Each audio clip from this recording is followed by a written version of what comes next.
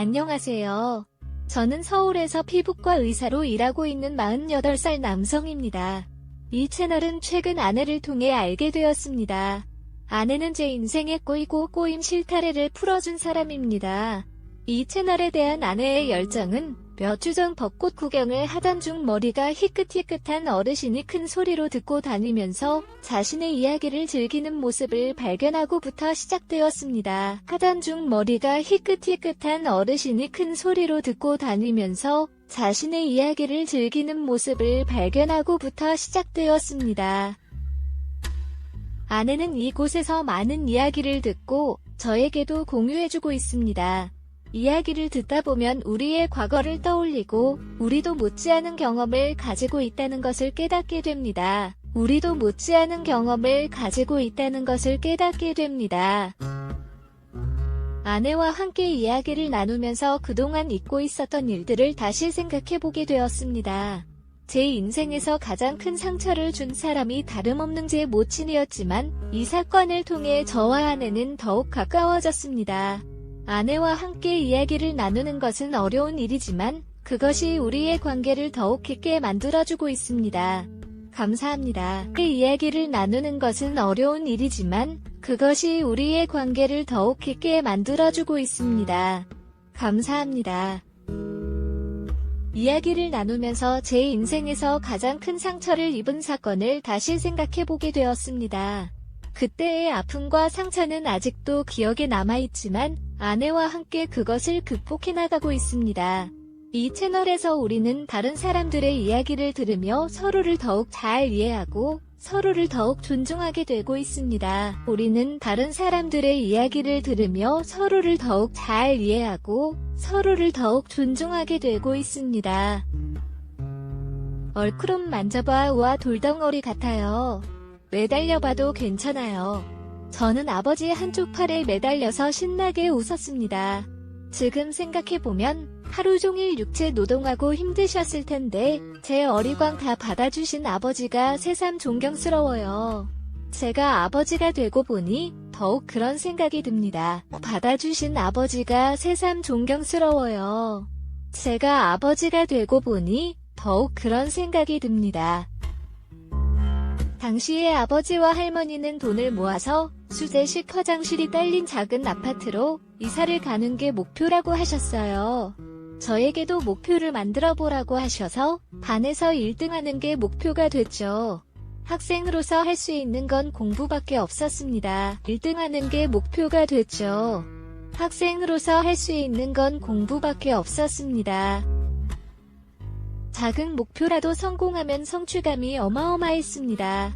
제 목표는 더 커져갔고 나중에는 전교 1등까지 했어요. 열심히 한 만큼 결과가 나오는 공부가 제 체질이었던 것 같습니다. 집안 형편은 어려워졌지만 마음만큼은 전보다 훨씬 안정되고 점점 강해지는 게 느껴졌어요. 꾸준히 좋은 성적을 유지하며 고등학교 입학을 앞둔 방학이었습니다. 안정되고 점점 강해지는 게 느껴졌어요. 꾸준히 좋은 성적을 유지하며 고등학교 입학을 앞둔 방학이었습니다. 드디어 할머니 아버지의 목표대로 작은 아파트로 이사를 가게 됐어요.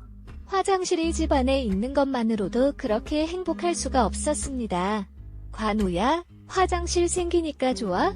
할머니, 너무 좋아요.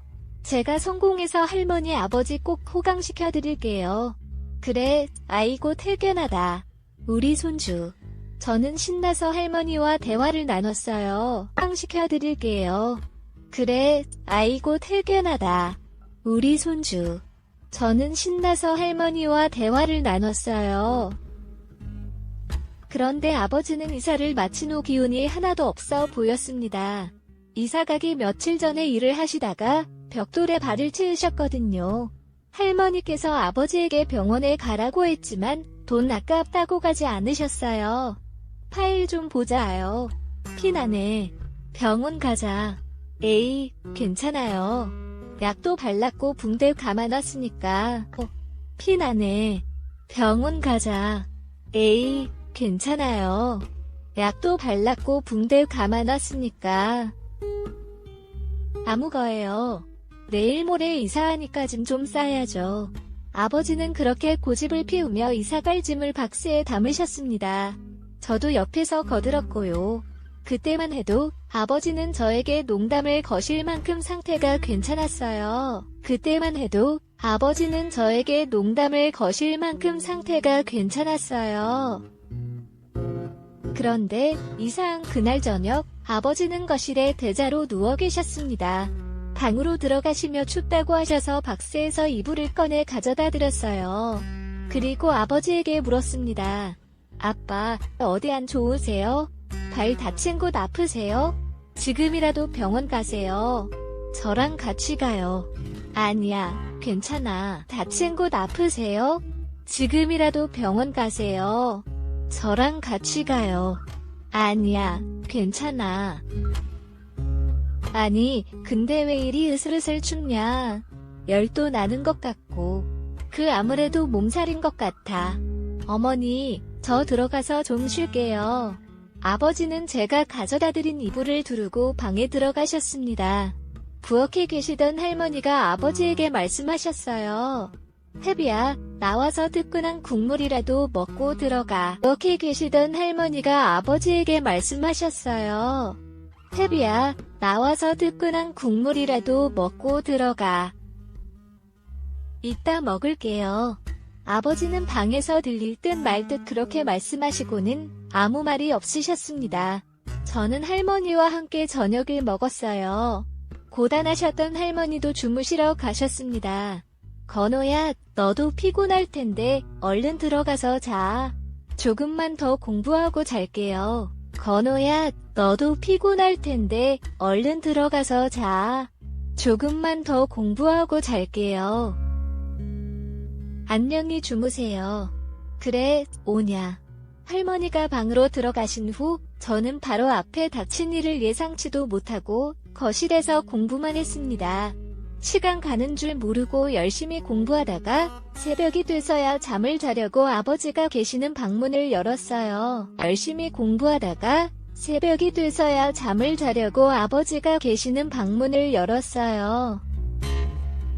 주무시는 것 같아서 최대한 조용히 옆에 누웠습니다. 그런데 아버지 숨소리가 들리지 않았어요. 순간 소름이 끼쳤고 아버지를 흔들었습니다. 아빠, 좀 일어나 보세요. 대답이 없어서 형광등을 켰는데 아버지 입에서 거품이 흐르고 있었습니다. 깜짝 놀라서 아버지를 흔들었지만 이미 정신을 잃은 후였어요. 네, 아버지 입에서 거품이 흐르고 있었습니다. 깜짝 놀라서 아버지를 흔들었지만 이미 정신을 잃은 후였어요. 저는 할머니에게 119에 신고하라고 소리를 지르고 아버지에게 심폐소생술을 했습니다.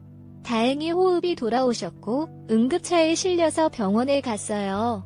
폐혈증이라고 했습니다. 수술할 의사가 없다고 해서 큰 병원으로 이동해야 했어요. 정신이 하나도 없었습니다. 응급차에서 할머니는 아버지 이름을 부르며 오열하셨어요. 해야 했어요. 정신이 하나도 없었습니다. 응급차에서 할머니는 아버지 이름을 부르며 오열하셨어요. 순이라, 조금만 힘내라. 순이라, 다 왔어. 큰 병원에 도착했지만 의사는 너무 늦어서 할 수 있는 게 없다고 했습니다. 할머니는 의사에게 고함을 찌르셨어요. 뭐, 그럼 죽는 거 지켜보라는 거야? 우리 아들 살렸네. 의사가 돼서 무책임하게 뭐 하는 짓이야? 저녁까지 말해도 멀쩡했던 내 아들이 죽기네 죽어. 아버지는 이사를 앞두고 괜한 걱정 끼칠까봐 끙끙 앓으며 참으셨던 거예요. 야?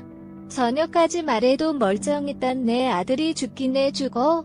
아버지는 이사를 앞두고 괜한 걱정 끼칠까봐 끙끙 앓으며 참으셨던 거예요. 내일 아버지 모시고 병원 가려고 했는데 저는 갑작스럽게 아버지가 돌아가셨다는 끔찍한 현실을 믿을 수가 없었습니다. 할 수만 있다면 이사하기 전날로 돌아가고 싶었어요. 그리고 아버지를 모시고 병원에 가는 상상을 수도 없이 했습니다. 하고 싶었어요. 그리고 아버지를 모시고 병원에 가는 상상을 수도 없이 했습니다. 하지만 현실은 달라지지 않았어요.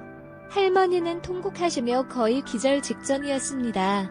저라도 정신을 차리고 아버지 장례식을 치러드려야 했습니다. 정신을 차리고 아버지 장례식을 치러드려야 했습니다. 내가 제대로 표현하지 못했지만 너도 그리워했을 거야. 나도 외로운 사람이야.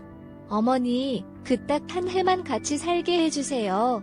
제가 하지 못한 애미 며느리 노릇다 해드릴게요. 저한테 기회를 한 번만 주세요. 하지만 할머니에게 쌓인 깊은 앙금이 그렇게 쉽게 풀어질 리가 없었습니다. 기회를 한 번만 주세요. 하지만 할머니에게 쌓인 깊은 앙금이 그렇게 쉽게 풀어질 리가 없었습니다. 사람은 쉽게 변하지 않아. 널 어떻게 믿을 수 있겠어? 돌아가. 아이고, 아이고. 머리야. 할머니는 소리를 지르며 쓰러질 듯이 뒷머리를 잡으셨어요. 평소 고혈압 때문에 그렇게 흥분하면 안 되는데 무리를 하신 거예요. 할머니, 일단 오늘은 들어가서 주무세요. 심호흡하세요. 피가 머리로 쏠리면 큰일 나요. 그래. 아유, 내가 건우 덕분에 살아. 넌 당장 가. 심호흡하세요. 피가 머리로 쏠리면 큰일 나요. 그래. 아유, 내가 건우 덕분에 살아. 넌 당장 가. 할머니는 방으로 들어가셨고 어머니는 궁시렁거렸습니다. 노친내가 꼬장은 건우야. 나 정말 새 사람 됐어. 너는 나 믿어야 된다. 혈육이라고는 너랑 나밖에 없는데. 알지? 저는 대꾸도 하지 않고 제 방으로 들어가서 뜬 눈으로 밤을 지새웠습니다. 그 다음 날도 할머니는 어머니를 내쫓으려고 하셨고 어머니는 절대 집을 나갈 생각이 없어 보였어요. 그러다가 일이 터졌습니다. 그 다음 날도 할머니는 어머니를 내쫓으려고 하셨고 어머니는 절대 집을 나갈 생각이 없어 보였어요. 그러다가 일이 터졌습니다. 어머니가 들어오고 사흘째 되던 날이었는데 어머니에게 큰 소리를 치시던 할머니가 급성 뇌출혈로 쓰러지신 거예요. 소식을 듣고 수업이고 뭐고 다 때려치고 불이 나게 병원으로 달려갔어요. 할머니는 응급수술 중이셨습니다. 고개를 푹 숙이고 수술실에서 나온 의사가 고개를 가로저었습니다. 결국 마지막 인사도 나누지 못하고 돌아가셨어요. 고개를 푹 숙이고 수술실에서 나온 의사가 고개를 가로저었습니다. 결국 마지막 인사도 나누지 못하고 돌아가셨어요. 저는 모든 게 엄마 탓이라고 생각하며 분노했습니다. 당신 때문이야. 당신만 안 왔어도 할머니가 저렇게 돌아가실 일 없었어. 이제 와서 왜 온 거예요? 왜 왔냐고요? 없었어. 이제 와서 왜 온 거예요? 왜 왔냐고요? 제가 그렇게 퍼붓자 어머니도 폭포 같은 눈물을 흘리며 연신 미안하다는 말만 했습니다. 그때는 그게 진심일지도 모른다는 생각이 들었어요. 그렇게 할머니 장례식을 치른 후에 자연스럽게 어머니는 저와 같은 집에서 살게 됐습니다. 할머니 장례식을 치른 후에 자연스럽게 어머니는 저와 같은 집에서 살게 됐습니다. 그 악랄한 인간도 엄마라고 저에게 최선을 다하는 모습을 보며 닫혔던 마음의 문이 조금씩 열리기 시작했어요. 진심으로 속죄하는 것 같았거든요. 건우야, 엄마가 널 버리고 싶어서 버린 게 아니야. 너희 아빠 폴낯이 없었어. 엄마 때문에 아버지 사업이 망한 거였으니까 게 아니야. 너희 아빠 폴낯이 없었어. 엄마 때문에 아버지 사업이 망한 거였으니까. 일부러 청을 떼려고 그렇게 모질게 하고 떠났지만 하루도 빠짐없이 매일매일 건우를 그리워했어.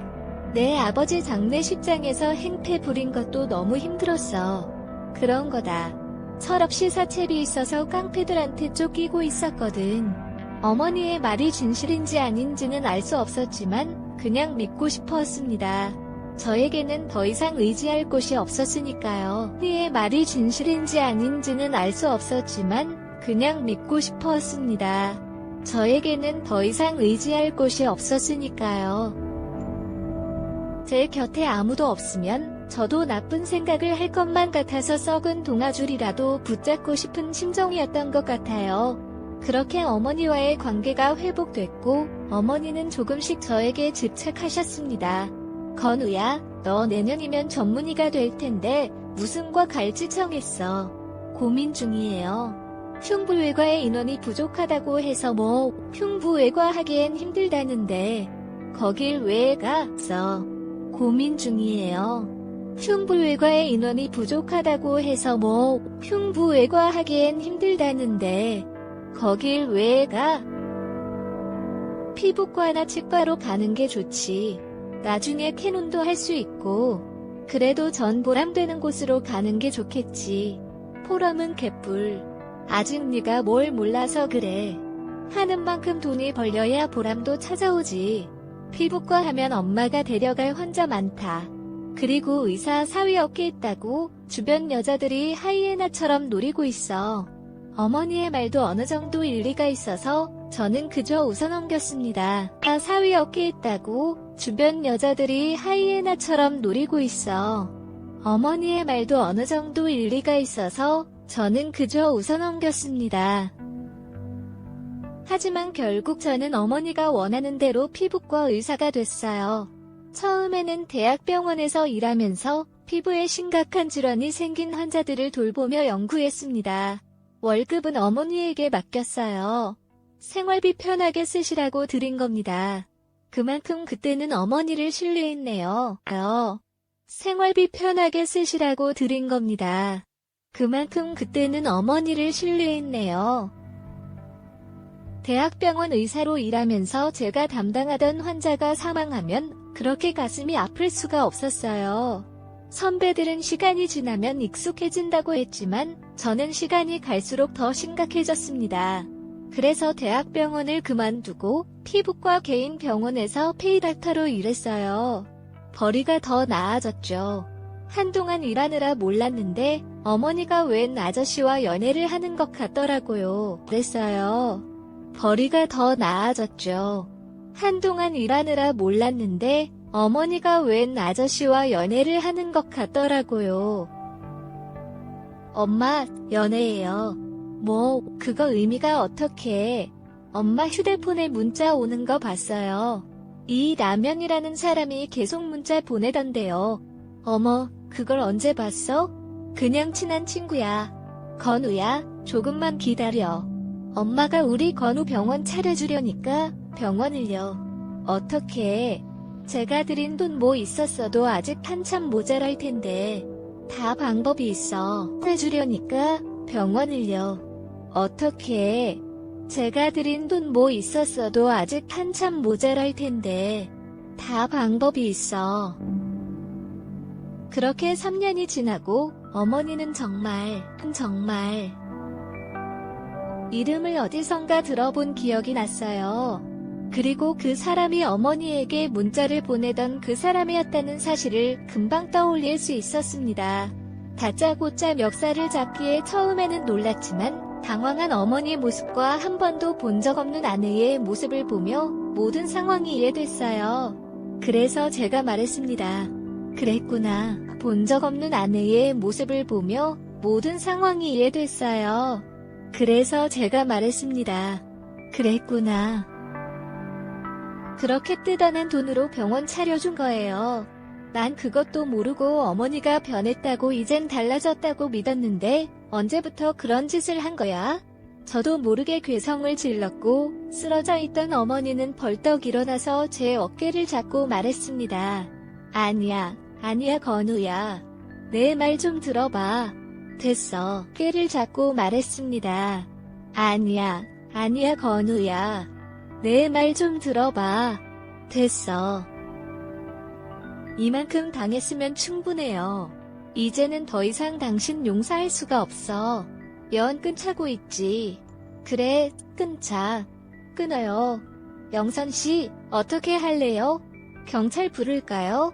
제 무릎에 울던 아내가 고개를 끄덕였습니다. 할래요? 경찰 부를까요? 제 무릎에 울던 아내가 고개를 끄덕였습니다. 알고 보니 제 어머니는 저와 아버지를 버리고 집을 나간 후에 사기를 치고 다녔던 거예요. 요양보호사 일을 하면서 혼자 사는 노인들이 어머니의 먹잇감이었습니다.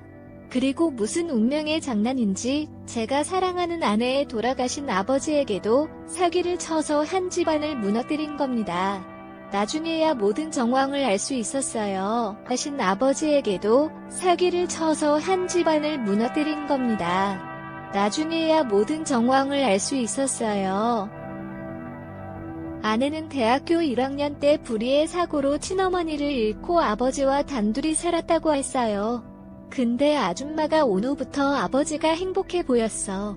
말동무가 생겨서 좋다면서. 근데 아줌마는 사기 칠 생각만 하고 있던 거야. 그렇게 어머니는 돌아가신 장인어른이 가지고 계셨던 돈을 악착같이 뜯어낸 겁니다. 그리고 그 돈으로 불법 도박을 해서 다 날려버렸다고 경찰이 말했어요. 어른이 가지고 계셨던 돈을 악착같이 뜯어낸 겁니다. 그리고 그 돈으로 불법 도박을 해서 다 날려버렸다고 경찰이 말했어요. 공소시효 만료 직전에 잡혀서 다행이네. 아줌마 때문에 몇 명이 피해받는 줄 알아? 왜 양심이 있어 없어? 아이고, 형사님 다 왜예요. 제가 어르신들 돌보느라 얼마나 고생을 많이 했는데요. 그 어르신들 자식들이 다 공모해서 나한테 뒤집어 씌우는 거라니까. 고생을 많이 했는데요.